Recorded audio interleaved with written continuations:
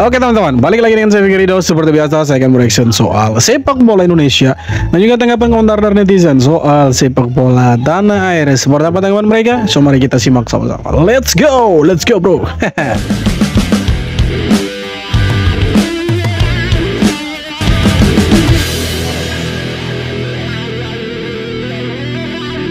Waduh, ngeri banget nih dijadiin target berikutnya sama Malaysia setelah mereka ngalahin Brunei 7-1. Malaysia beneran bangkit setelah kalah dari Filipina, tapi Malaysia kebobolan 1 lawan Brunei, terus mau nyamain diri kayak timnas Indonesia yang clean sheet plus menang lebih besar. Nonton pertandingan bola seru tinggal klik link yang ada di bio. Timnas Indonesia bakal main di kandang dan pastinya udah belajar dari game lawan Filipina kemarin yang masih belum tajam. Yakin tuh mental nggak amir pas kena pressing dan speed Arhan Fikri CS. Optimis gak timnas kita bisa bungkam Malaysia?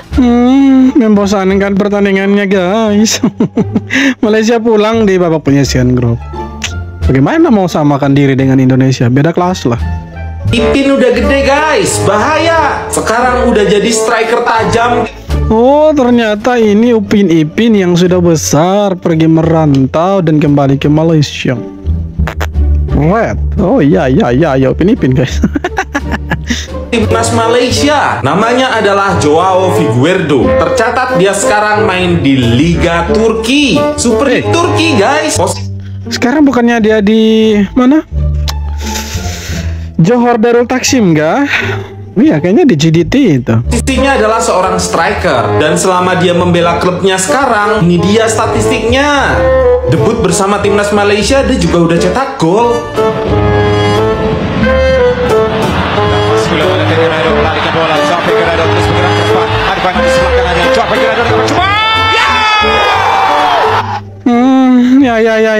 Ya.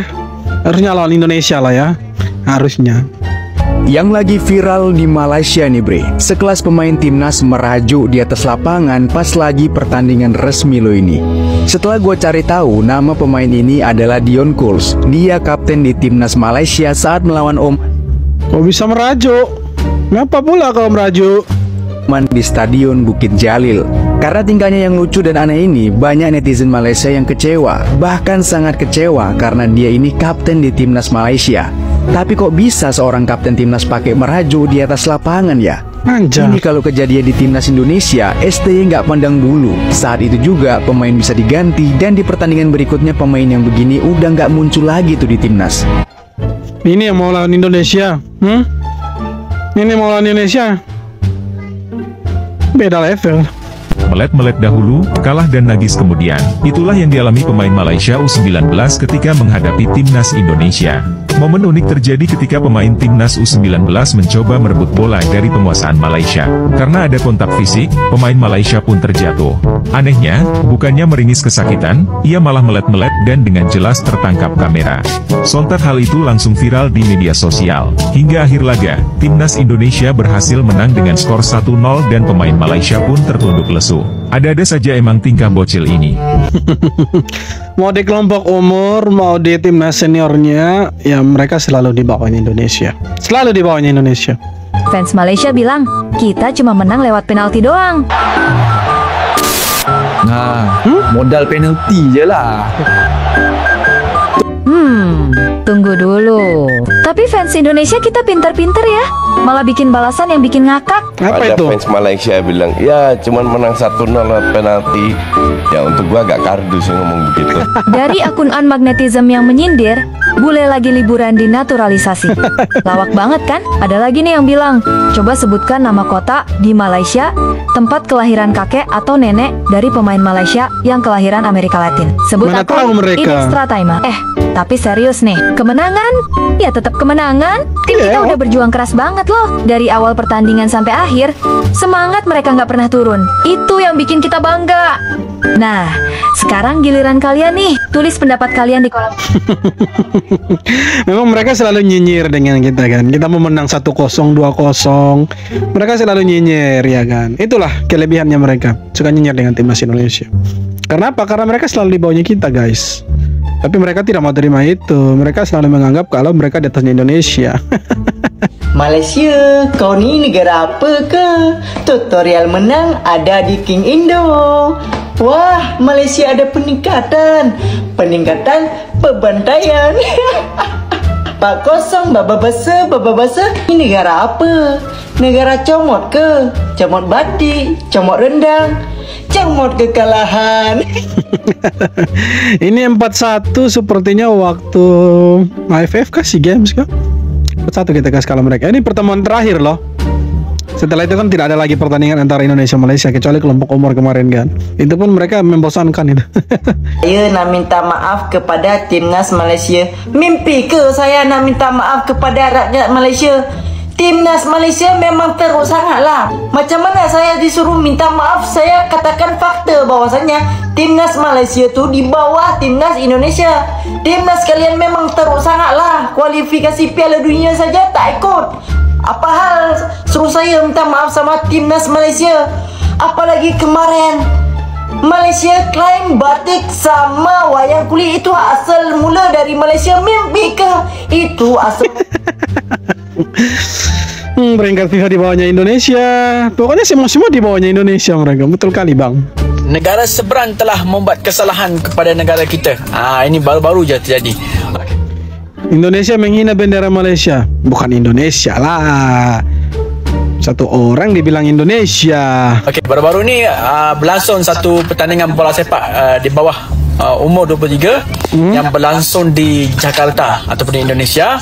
Dan semasa pertandingan bola sepak ini, sekumpulan penyokong Indonesia telah membawa jalur gemilang dan mereka telah menconteng jalur gemilang kita dan menterbalikkan jalur gemilang ini. Dia orang menterbalikkan bendera negara kita. Aku tak tahu apa motif mereka ni. Dan hari ini FAM, Persatuan Bola Sepak Malaysia, telah membuat laporan kepada AFC dan AFF tentang kejadian ini. Lapor, silakan lapor tu. Aku belum jumpa lagi perkataan permohonan minta maaf kepada kita. Mereka tak pernah lagi nak minta maaf kepada kita selepas kejadian ini. Dan aku harap FAM tegas dalam isu ni. Ya, silakan lapor. Kalau memang salah ya silakan dihukum gitu kan, disangsikan. Tapi kan sejauh ini belum ada berita itu kan. Media asal Kolombia, Super Combo del Deporte, mengejek timnas Malaysia sebagai tim gaib karena mencoba menaturalisasi pemain asal Argentina, Rodrigo Holgado. Pasalnya sebelum masalah Holgado didekati Malaysia, media Kolombia itu tak mengetahui kehadiran timnas Malaysia. Saya tetap dengan pendirian saya, Holgado tak boleh menerima panggilan timnas Malaysia. Aduh, bisa diejek ya. Bisa-bisanya mereka ejek kan. Malaysia gaib. Timnas Malaysia gagal di semua level usia. Netizen Malaysia sampai bilang kita tak selevel timnas Indonesia lagi. Ya, keadaan sepak bola Malaysia makin terpuruk. Pasalnya, timnas Malaysia kini mengalami kemerosotan prestasi yang luar biasa, baik di level senior maupun usia. Kabar terbaru, timnas Malaysia gagal lolos ke Piala Asia U20. Mereka bahkan menempati klasemen ketiga grup E. Hasil ini pun langsung menuai kritik dari netizen Malaysia. Melalui video singkat ia berkata, kalau bicara bola, jangan lagi membandingkan dengan Indonesia, sebab kita tak selevel lagi. Menurutnya, level timnas Malaysia saat ini sudah tidak sebanding lagi dengan timnas ASEAN seperti Indonesia, Thailand, dan Vietnam. Namun, timnas Malaysia kini berada di level dengan Myanmar, Filipina, dan Kamboja. Itu mereka punya masyarakat sendiri yang bilang, bukan kita. Jadi kalau masih ada mereka yang sombong ya kasih tunjuklah video ini. Mereka di semua generasi itu selalu kalah dari Indonesia. Beda kelas lah. Udah keluar ikut Kafar Cup. Akhirnya sebelum bertanding malah suren duluan. Dek, padahal netizennya udah gembar-gembor banget nih, ingin melawan peserta Piala Dunia yaitu Iran. Sombong kali kan. Turnamennya belum dimulai, ini adek satu ini malah suren duluan. Ini memang ngerepotin yang bikin turnamen. Padahal turnamennya sebentar lagi guys. Akhirnya Kafar Cup ingin mencari lagi peserta ya. Ini mereka nggak mau kalah lawan Iran, takut dibully kayaknya. Kemarin katanya turnamen ini lebih bergengsi, lebih hebat, ketemu langganan Piala Dunia, udah diundang, malah nggak mau main. Kan udah dibilang ini turnamen hanya sekelas Piala AFF. Tapi kemarin awalnya sombong ya kan. Ini pertandingan bergengsi ya kan. Tidak mau lawan Indonesia karena mau cari negara yang lebih tinggi peringkat FIFA-nya. Ujung-ujungnya mengundurkan diri. Alah, mengundurkan diri. Peluang kelolosan timnas Indonesia sangat kecil. Bahkan untuk lolos ke ronde kelima juga sangat susah. Dengan adanya prediksi ini sampai-sampai Erick Thohir angkat bicara. Ia menyampaikan bahwa data ini bukan untuk membuat kita pesimistis. Meskipun harus diakui secara statistik dan di atas kertas, Indonesia bukan tim yang diunggulkan. Namun, ia menekankan bahwa prediksi ini harus dijadikan sebagai pengingat beratnya tantangan yang bakal dihadapi, apalagi persaingan dengan dua tim kuat Asia. Prediksi ini harus diambil dari sisi positifnya dan dapat menjadi motivasi bagi timnas Indonesia dan terus berjuang keras alih-alih tidak menyerah pada ramalan tersebut. Di satu sisi, supporter timnas Irak sedang diambang percaya diri untuk lolos langsung ke Piala Dunia 2026. Pasalnya, prediksi realistis dari kecerdasan buatan ChatGPT memberikan angka yang cukup besar. Peluang kelolosan Irak mencapai 55%. Sungguh sangat luar biasa. Sementara itu, Arab Saudi hanya mencapai 38%. Dalam artian, Arab Saudi bakal melaju ke ronde kelima. Parahnya, kelolosan Indonesia hanya 7%. Jadi memang ya hampir semua orang menganggap Indonesia ini sebagai tim yang paling lemah, tim yang tidak diunggulkan sama sekali, atau underdog lah, katakanlah seperti itu kata kerennya kan, underdog lah. Tapi kan dari ronde pertama sampai dengan berakhirnya ronde ketiga, Indonesia sudah membuktikan bahwa Indonesia punya kualitas, oke? Dan kita punya penambahan pemain yang saya pikir akan membuat timnas Indonesia nantinya bisa berbicara banyak lah. Kalau kita lihat dari lawan-lawan kita di ronde keempat nanti, Irak dan Arab Saudi, oke, mungkin lawan Irak ini kita belum pernah menang ya. Di ronde kedua pun kita selalu kalah ya kan. Tapi itu karena pemain kita seadanya saja teman-teman. Belum sekuat sekarang, belum ada Kevin Dix, belum ada Jitses kalau saya tidak salah waktu itu. Pokoknya masih pemain seadanya lah di tangannya STY waktu itu kan. Ya, dan kita akui bahwa Irak terlalu superior waktu itu. Nah, setelah itu kita sama-sama lolos ke ronde ketiga dan kita ketemu Arab Saudi. Arab Saudi pertama itu kita imbang 1-1 waktu masih dilatih sama Roberto Mancini. Nah, main di kandangnya mereka kita tahan imbang, bahkan kita cetak gol duluan loh teman-teman. Kemungkinan besar ronde keempat ini akan bermain di kandangnya mereka yang sama waktu kita tahan imbang mereka. Nah, selanjutnya leg kedua bermain di kandangnya kita hantam mereka itu ya 2-0 ya kan. Kita sudah punya kemenangan itu.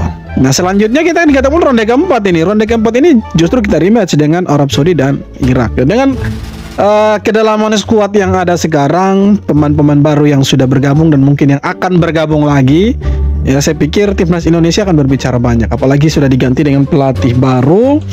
Ya, kemungkinan besar saya sih yakin kita bisa mengalahkan Arab Saudi lagi atau setidaknya tahan imbang Irak. Walaupun nanti kita bermain di Arab Saudi dan banyak faktor yang bisa membuat Indonesia tidak lolos. Salah satunya faktor non teknis, dimana kita tahu lah negara-negara Arab punya segala cara. Mereka akan melakukan segala cara untuk lolos ke Piala Dunia. Nah, semoga timnas Indonesia, kita doakan lah timnas Indonesia ini bermain bagus, ya kan, semuanya prima, tidak ada yang cedera. Jadi ketika nanti bermain dengan Arab Saudi dan Irak rematch lagi nanti ronde keempat, kita bisa hantam mereka bisa-bisa. Jadi ya kita doakan sajalah timnas kita yang terbaik dan kita bisa lolos ke Piala Dunia. Walaupun ya hitung-hitungannya Indonesia tidak diunggulkan sama sekali, bahkan cenderung hitung-hitungannya Indonesia tidak lolos. Tapi saya lihat ya dari skuad yang ada sepertinya bisa lah ya. Boleh lah kita bisa kasih kalah Arab Saudi sekali lagi. Irak ya bolehlah kita menang 1-0 ataupun imbang ya. Why not? Ya kan? Walaupun kita bermain di kandangnya Arab Saudi, ya kita tahu lah kalau kita bermain tandang itu seperti apa.